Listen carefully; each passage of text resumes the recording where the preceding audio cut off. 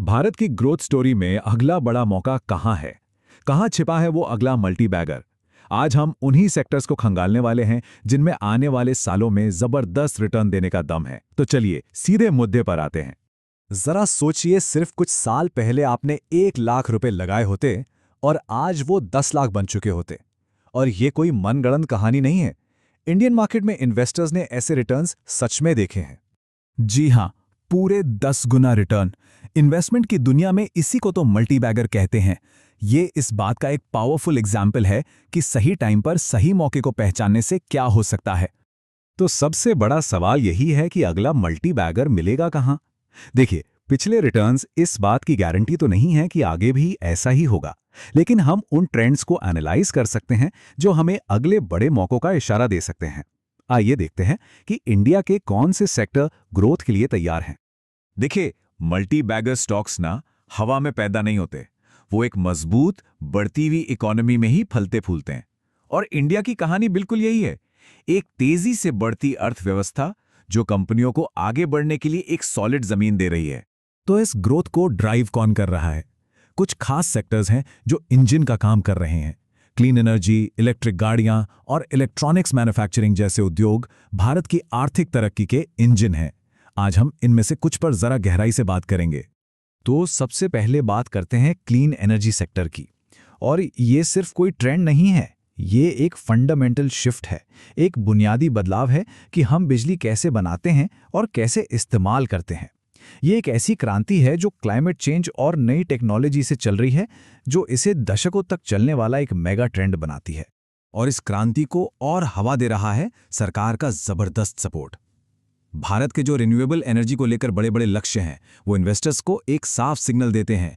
ये एक ऐसा सेक्टर है जहां आने वाले कई सालों तक लगातार ग्रोथ और इन्वेस्टमेंट की उम्मीद है। इस सेक्टर में ना आपको हर तरह की कंपनियां मिलेंगी। अडानी ग्रीन जैसे एक बड़े खिलाड़ी हैं जो बहुत तेजी से एक्सपैंड कर रहे हैं। सुज़लॉन जैसी कंपनियां हैं जो कभी मुश्किलों में थीं पर अब एक शानदार वापसी कर रही हैं। और फिर केपीआई ग्रीन जैसी छोटी कंपनियां भी हैं जिनमें रिस्क थोड़ा ज्यादा है, तो रिटर्न की उम्मीद भी ज्यादा हो सकती है। तो आखिर इस बूम के पीछे वजह क्या है? मोटे तौर पे 3 बड़े कारण हैं: देश की बढ़ती एनर्जी की जरूरत, सरकार की सपोर्टिव पॉलिसीज और दुनिया भर से क्लाइमेट फोकस टेक्नोलॉजी में बढ़ता हुआ इन्वेस्टमेंट। ये तीनों मिलकर इस सेक्टर के लिए एक बहुत मजबूत माहौल बना रहे हैं। अच्छा, अब आगे बढ़ते हैं और देखते हैं कि ये जो एनर्जी रेवोल्यूशन है ना, ये हमारे ट्रांसपोर्ट के तरीके को भी पूरी तरह बदल रहा है। इलेक्ट्रिक गाड़ियों यानी ईवीज का आना एक और बहुत बड़ा मौका है, और साथ ही उन गाड़ियों को चलाने के लिए जो पावर इंफ्रास्ट्रक्चर चाहिए, उसमें भी जबरदस्त पोटेंशियल है। और यही बात इसे सबसे ज्यादा एक्साइटिंग बनाती है। इंडिया में ईवी क्रांति अभी बिल्कुल शुरुआती दौर में है। सड़कों पर अभी भी बहुत कम इलेक्ट्रिक गाड़ियां हैं, जिसका मतलब है कि आने वाले सालों में ग्रोथ का जो पोटेंशियल है वो बहुत बहुत बड़ा है। लेकिन सोचिए, लोग ईवी तभी तो खरीदेंगे जब उन्हें चार्ज करने की टेंशन ना हो, है ना? यहीं पर ईवी चार्जिंग इंफ्रास्ट्रक्चर का रोल आता है। ये ईवी इकोसिस्टम का एक बेहद जरूरी हिस्सा है।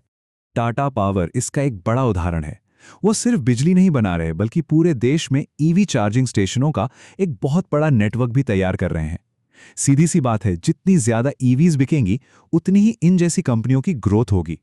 लेकिन रुकिए, कहानी सिर्फ गाड़ियों तक ही सीमित नहीं है।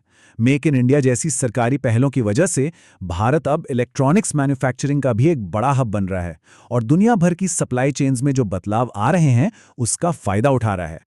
मिसाल के तौर पर साइरेमा एसजीएस टेक्नोलॉजीज को देखिए। ये कंपनी इस बदलाव का सीधा फायदा उठा रही है। ये वो जरूरी पार्ट्स बनाती हैं जो लगभग हर इलेक्ट्रॉनिक डिवाइस में लगते हैं, जिससे इन्हें इस बढ़ती हुई मार्केट में एक खास बढ़त मिलती है।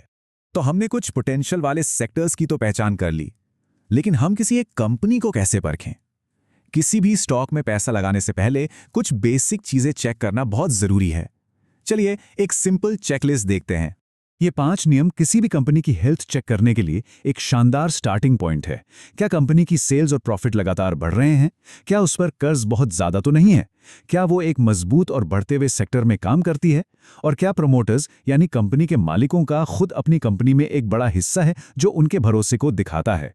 और ये बात बहुत जरूरी है, देखिए, शॉर्ट टर्म में शेयर की कीमतें कई वजहों से ऊपर नीचे हो सकती हैं, लेकिन लॉन्ग टर्म में किसी भी कंपनी की असली वैल्यू उसके फंडामेंटल्स ही तय करते हैं। तो इन सारी बातों का निचोड़ क्या है? एक कामयाब इन्वेस्टमेंट जर्नी के लिए किन बातों का ध्यान रखना जरूरी है? चलिए उन मेन पॉइंट्स को फटाफट समेट लेते हैं। आज हमने कुछ बहुत ही एक्साइटिंग सेक्टर्स पर फोकस किया, जैसे रिन्यूएबल एनर्जी, ईवीज और इलेक्ट्रॉनिक्स।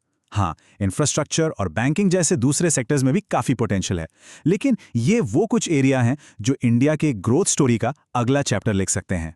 एक बात हमेशा याद रखनी चाहिए, ये पूरा एनालिसिस संभावनाओं पर है, गारंटी पर नहीं।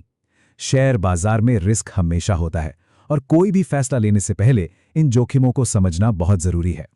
तो एक स्मार्ट इन्वेस्टमेंट 3 पिलर्स पे टिका होता है। हमेशा अपनी खुद की रिसर्च करें, शॉर्ट टर्म के उतार चढ़ाव पर नहीं बल्कि लॉन्ग टर्म पर फोकस करें, और हमेशा अपने रिस्क को मैनेज करके चलें। तो हम आपको इसी सवाल के साथ छोड़े जाते हैं, कौन सा ट्रेंड भारत के आने वाले दशक की ग्रोथ को डिफाइन करेगा?